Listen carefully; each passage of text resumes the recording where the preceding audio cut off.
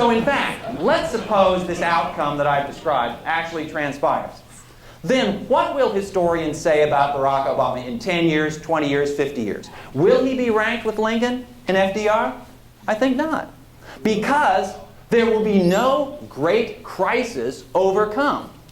Maybe they will say, okay, he inherited this troubled economy, and he undertook some steps early on. He got Congress to pass this financial stimulus package, and maybe they'll include the first budget or something like that.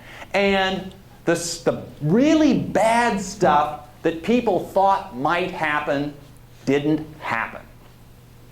And maybe that was through his astute management of the economy. Maybe. I think more likely they'll say, you know, it was Ben Bernanke who did it. Or even if they say it was Obama who gets credit, there's much less credit that's acquired historically for bad things averted rather than actually full-blown crises that are overcome. So if you're Barack Obama, if you're, I don't know, maybe there's, I don't know, do people have an angel on one shoulder and a devil on the other shoulder? Do we have that good and the bad part of our souls, our better angels of our nature, and I guess the worse angels? What's Barack Obama rooting for? Is he rooting for things getting better all of a sudden? Well, I hope so. I hope he is, and I'm sure that he probably is. At this point, I suspect that he is not thinking of his place in history. He's probably thinking of the Democrats' place in the elections of next year, and maybe his place in the election of 2012. In terms of history, I really hope he's not, well, I don't know. Because, you know, one of the problems of American politics is that it tends to be really short-term. The horizons are relatively short. Why is it that there is a serious growing problem with the Social Security system, and that the Medicare system is going to be way out of balance some years down the road? Why is this? Because there is this problem that is going to create pain for the political system way out there. But fixing the problem will require pain right here and now, more precisely, pain between now and the next election. And it's so tempting, it's irresistibly tempting to say, let's just put that off a little bit. Let's just put that off a little bit. And you keep putting these things off, and the problem gets harder to resolve. So anyway, whatever Barack Obama wants, as a historian, if I'm trying to imagine the scenario by which Barack Obama will be seen as a really great president, then I got to tell you that things are going to have to get worse before they get better. Because they're not bad enough now to put him in that real pantheon of great leaders. Okay, now having said that, I've been asked over the last several months what connections I see between the example of Franklin Roosevelt and the current ongoing experience of Barack Obama. Are there lessons from Franklin Roosevelt for Barack Obama? And my flippant answer is yes, there are. We just aren't quite sure which the lessons are. It's sort of like the ad executive who admitted that 50 cents of every dollar spent on advertising is wasted. It's just that nobody knows which 50 cents. And so, the reason I say that is history is full of lessons. But we don't know what lessons apply to the present in the present. We only know what lessons apply to the present after the present becomes the past. I'm going to give you an example that came up at lunch today that we were talking about.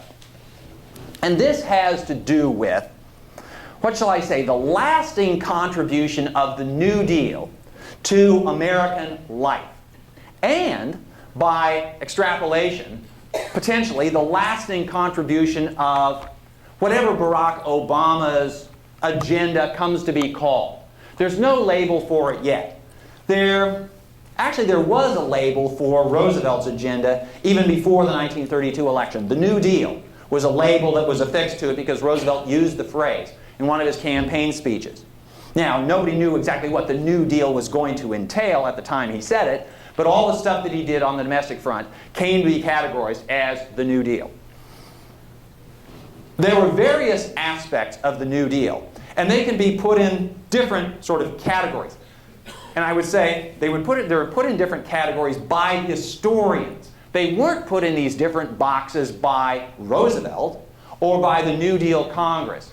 But they fall in the category generally of relief, recovery, and reform. Maybe the three R's kind of go together. But relief is, what do you do to relieve the suffering of people, of the American people, in 1933?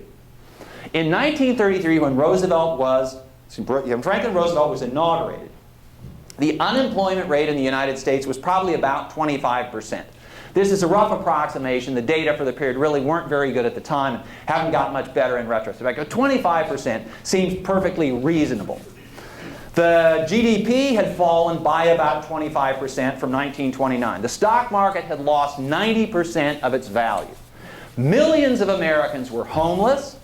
People were going hungry. There wasn't much out-and-out starvation, but there was a lot of malnutrition, which led to disease and premature death. So the nation was in great distress. The financial system of the country was in a state of free fall.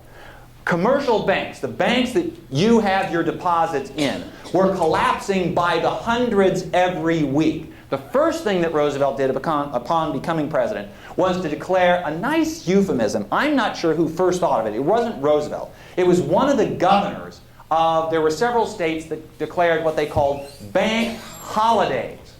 Now what this was a decision by the government to close all the banks. The banks were vulnerable to what were called runs on the bank, where people literally ran down to the bank to get their money out of the bank. And under the best of circumstances, every bank is a bankruptcy waiting to happen.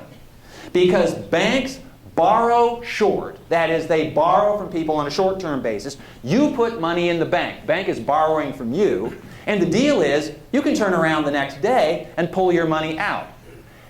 I think this is this isn't technically true. How many, I don't think they still give, how many of you remember having a savings account book when you were young? Okay, there you go. I remember this. And a savings account, remember, a savings account was different than a checking account. And you remember the fine print in the front of the book? It said that the bank could insist on 90 days notice before it paid you back the money in a savings account. Whereas a checking account, which is technically called a demand deposit, they got to pay on demand. And the difference was, traditionally, was that a savings account paid interest. And a checking account traditionally did not. And so the difference was the bank didn't have to pay you back your savings account money right away.